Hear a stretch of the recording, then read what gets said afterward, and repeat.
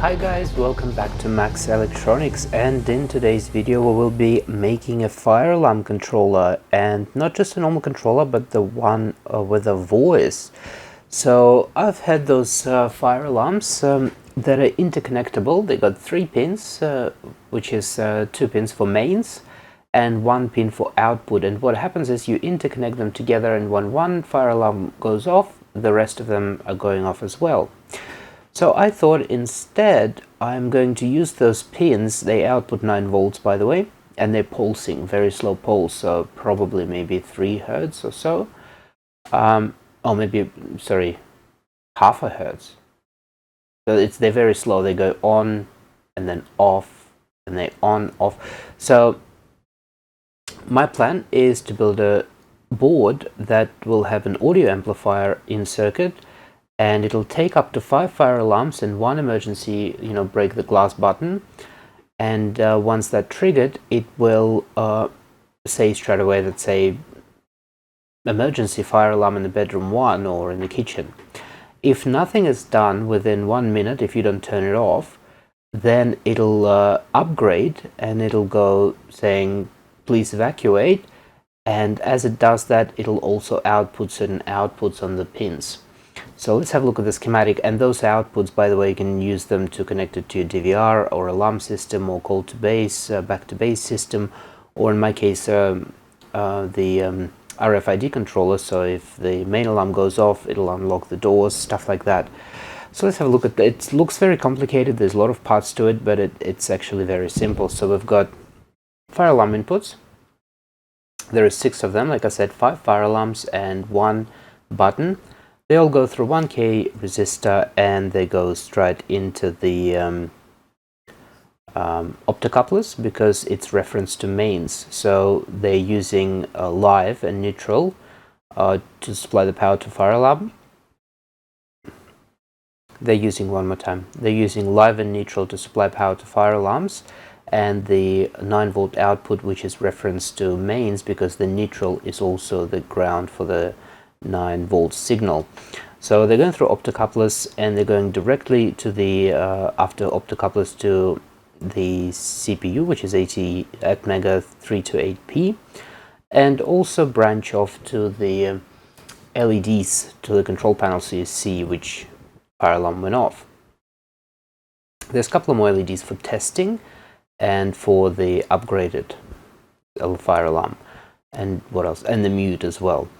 So there will be 2 switches. One switch is actually a physical key that you can turn on to test the system. So what happens when you turn on the test switch, the light will light up, and you can test the fire alarms by pressing the buttons, and that will not trigger the main output or call back to base or anything like that. It'll just say the testing fire alarm, but it will not trigger the main output event. And the other one is the mute, so no matter what happens, you can press the mute button and it'll mute the outputs as well. So the fire alarms will be going off, but there will be no output, so it's just like a mute thing. Then what else? After that, they go to resistor network, and they're going to a controller, the audio controller, which is this XYV17B module. It takes the SD card, and the normal MP3 files can be loaded to it, and the inputs can be triggered to play those files. Then after that, it goes to 2 trim ports to adjust the volume, and audio amplifier section based on what is it, TDA 2615 or something, or TDA 2616. There we go.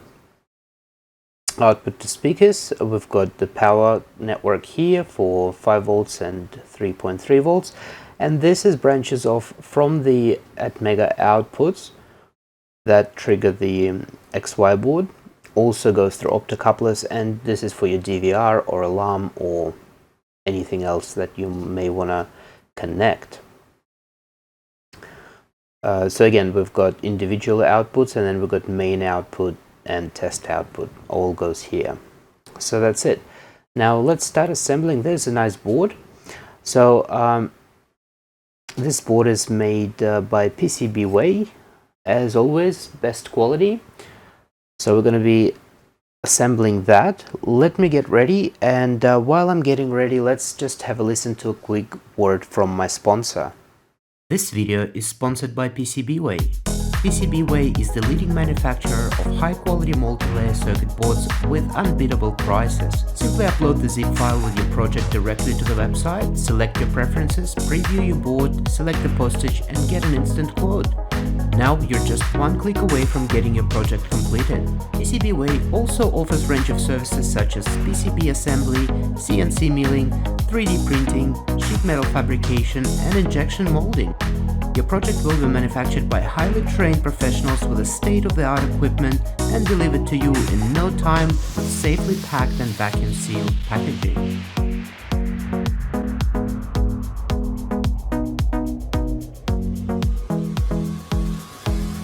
Prototype the easy way with PCBWay. Quality, integrity, reliability. Everything's ready, all the components are on the table.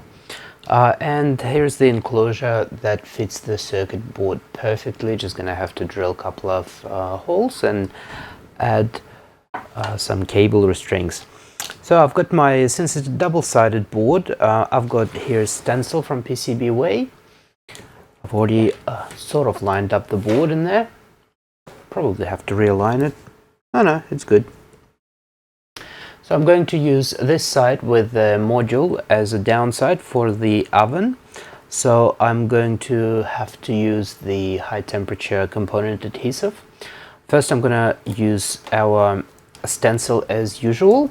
Very nice. They actually, I've noticed they're making now smaller stencils. This stencil is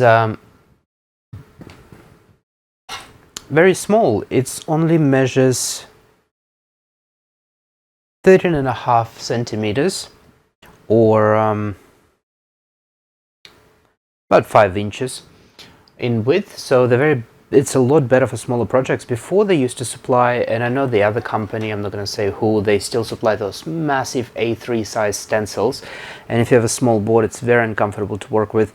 But the PCBWay is now supplying a smaller stencil that easily fits 2 boards on here. So I'm going to add some of the solder paste, and I'm going to squidge that in.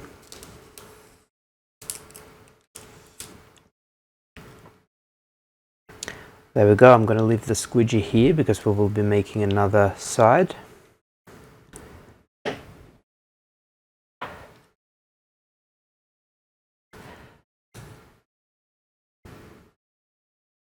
There we go. So I'm going to start placing the components and then stick it in the, oh well, no, now actually I will have to use this glue to glue parts in, because once it goes into the oven it's going to go upside down, so I don't want them parts to fall off. So we're going to have to use a little bit of glue.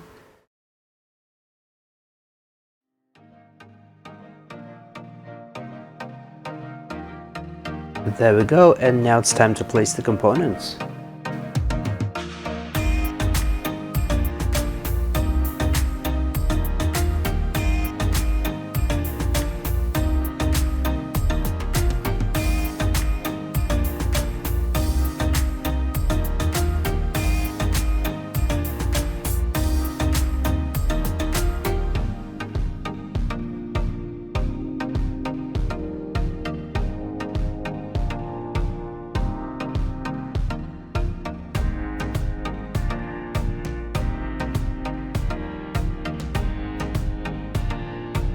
Alright, so we've assembled the first part. Now it's time to flip it over and assemble the other side. This time we wouldn't have to use this glue.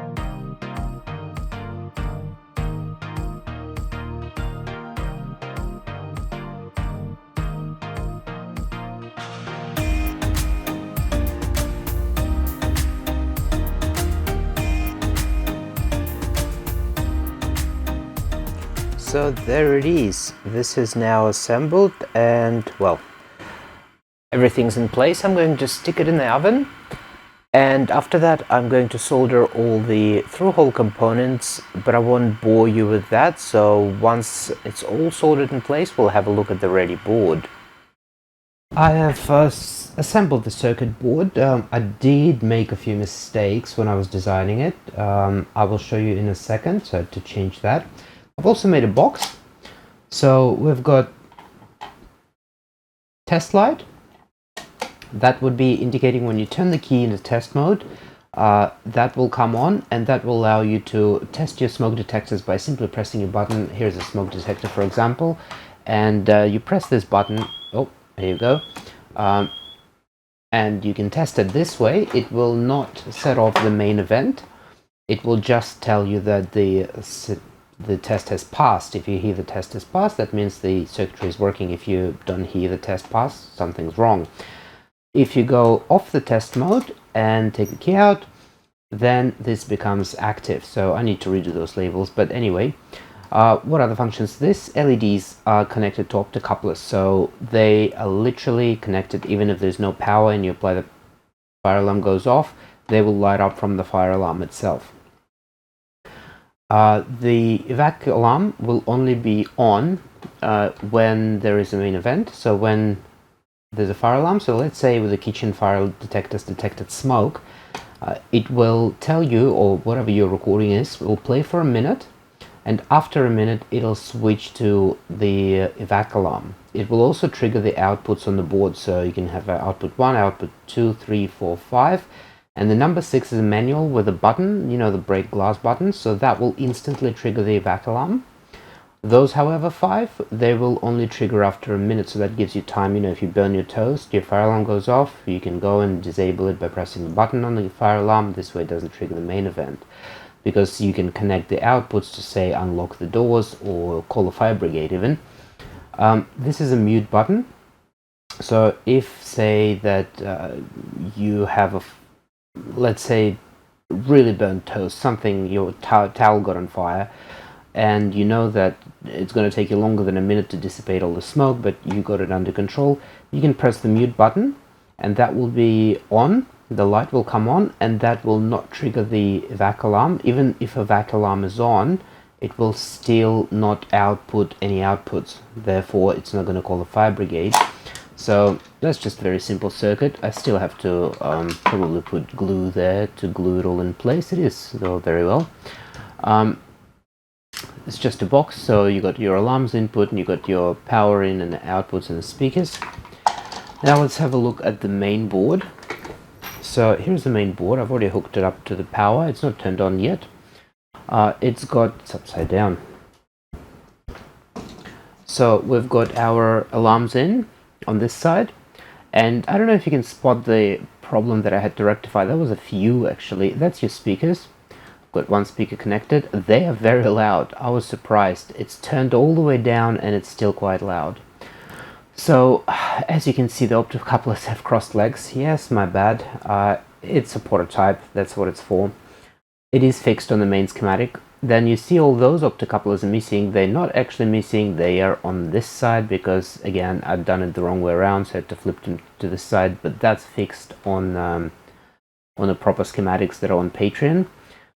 You may also notice those two resistors in this one, and then those ones. They are pulled down resistors to prevent false triggering. Those two preventing the mute and the test mode buttons to false trigger, and those ones prevent the actual alarms from false triggering.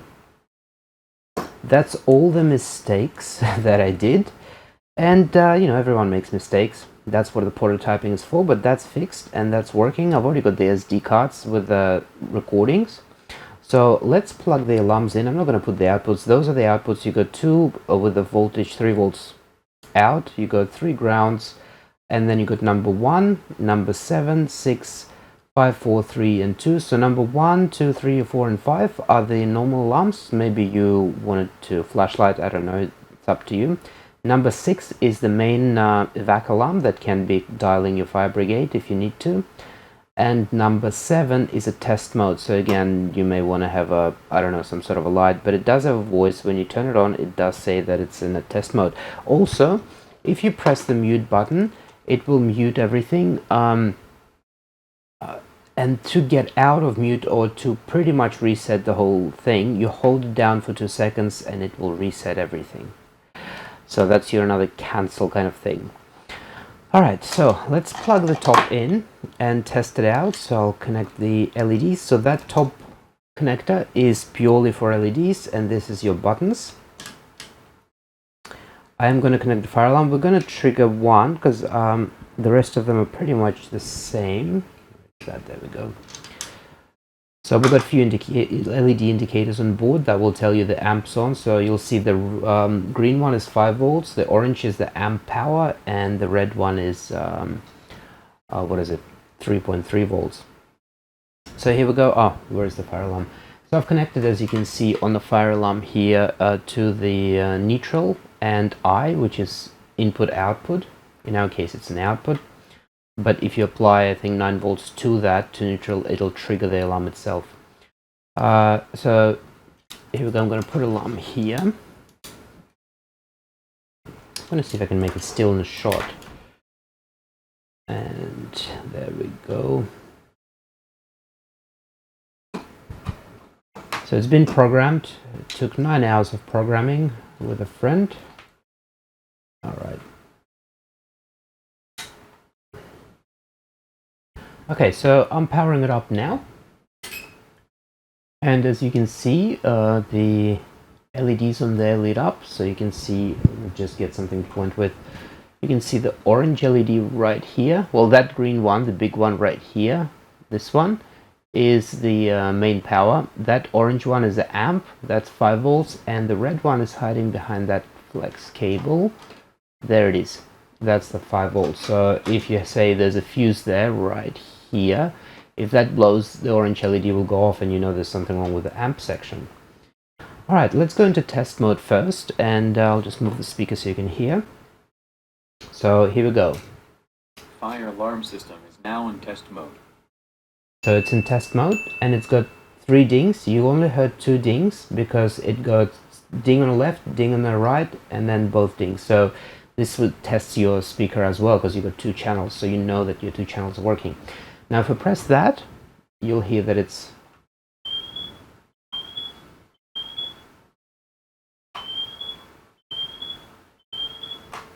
okay. And why it's not triggering? Did I lose the wire? I did. So one wire, the wire got disconnected. Let me reconnect that. My bad. I was wondering why it's not triggering. The wire got loose. Okay, so I've reconnected the wire to the fire alarm. Let's try it again. So it's still in test mode.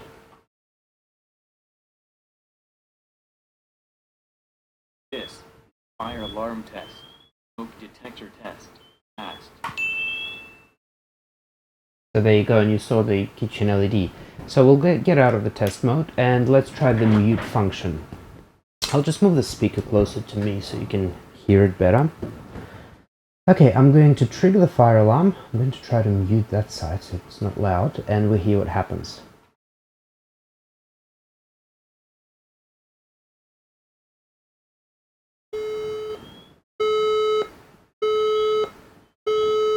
Caution. Kitchen fire alarm detected smoke. So you got your fire alarm. We can mute that. So as you can see now, it's muted. And that's it. That's not going to trigger anything else. So that's going to reset everything and start over again. So once the fire alarm is muted, Caution. with the normal button, it goes off, and 4 seconds later, that's it. It stops. So now let me show the main event. So I'm going to hold it down for 1 minute, and you'll see what happens here.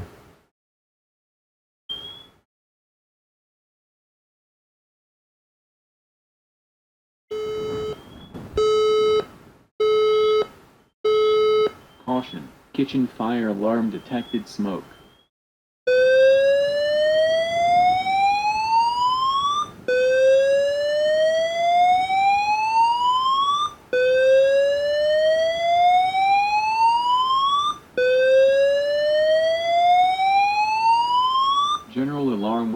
activated in 30 seconds.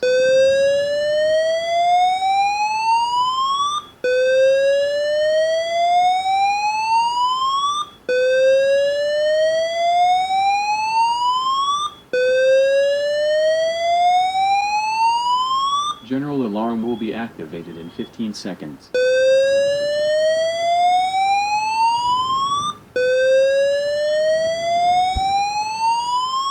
Stand by for further instructions.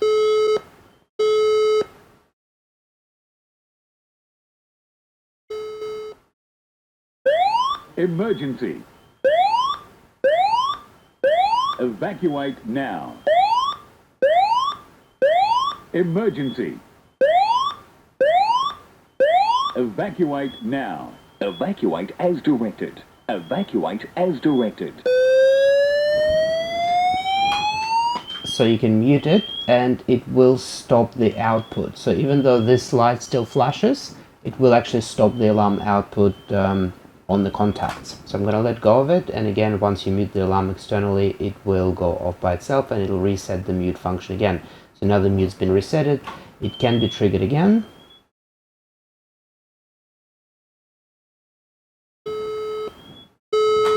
There we go. So now if you will press the mute in, well, that's gone off. If you will press the mute when nothing happens, the mute will activate and stay on. I'm not sure actually what happens. Let's try triggering something.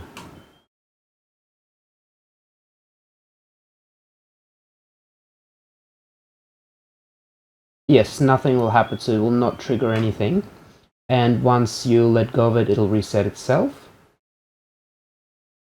Yep, but if you press mute and don't trigger any alarms, it'll stay on indefinitely. So maybe that's good for when you're wiring something or doing something in case you trigger the alarm.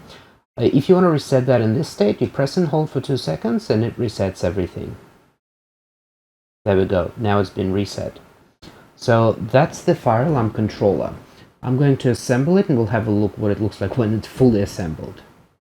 Here's the fire alarm fully assembled. It's a nice small box. Now you may have a question about the amp bin down the bottom and generating a lot of heat. It's not. It stays cold at all times. Fire alarm goes off, it may get warm, but again, it's not that the amp is working 24/7. It's only there when the fire alarm goes off, and you know, the chances are if it's just a false alarm, you're gonna mute it before it has a chance to get warm. If it's a real alarm, it's gonna get hot, and you know, it's not gonna get hot as you think and melt everything. Now, I'm gonna power it on again, and I'm gonna show you the inputs. So they also have a memory of 4 seconds. So for example, if there's a pulsing signal, we can trigger it. I'll tell you a couple of functions now. If there's a pulsing signal on 1, you have 1 minute to disable it. If it starts detecting on another one, so it has a memory, it remembers that it's pulsing on 1, and suddenly you got pulsing on say 3 or pulsing 2 and then pulsing on 5, it will straight away go to the evac alarm. It will not wait for 1 minute, because obviously if you have multiple detectors going off, then something is really wrong. So I'm going to use a 3-volt battery because it's an optocoupler with 1 key, so it'll still trigger it.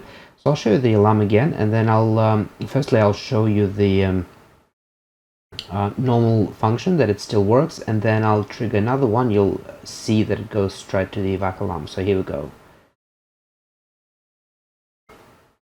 And I can let go and short again, and it still goes on. But if I detect, if I trip another alarm, let's say this one. Emergency. So now it'll just go straight to emergency. Evacuate now. And number 6 is different. It just goes straight to emergency. Where is the 6? Which is this one. Emergency. There you go. Evacuate now. But in a test mode, you can mute that. And in a test mode, Fire alarm system is now in test mode. any of those inputs will be just test mode. So we'll go to normal one. This is fire alarm test. Smoke detector test. Passed. Then we'll go for an emergency one.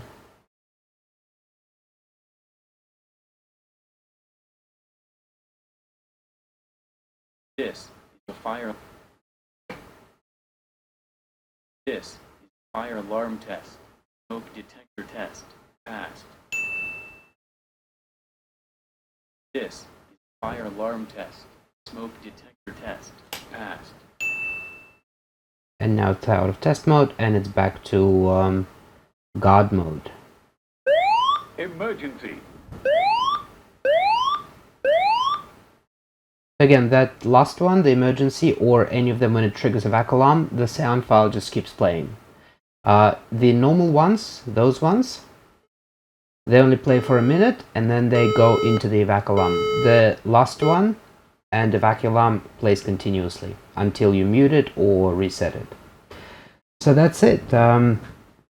Let me know your thoughts, if there's anything that I missed or a function that I should have added but I haven't, or maybe there's a function that shouldn't be there. Let me know. I'd love to hear feedback from you. So again, you can get the schematics and code from Patreon. It's all available there. You can build it yourself. A component list, everything you need is there on Patreon. So thanks for watching. My name is Max. I will see you next time with a cool new project. Bye.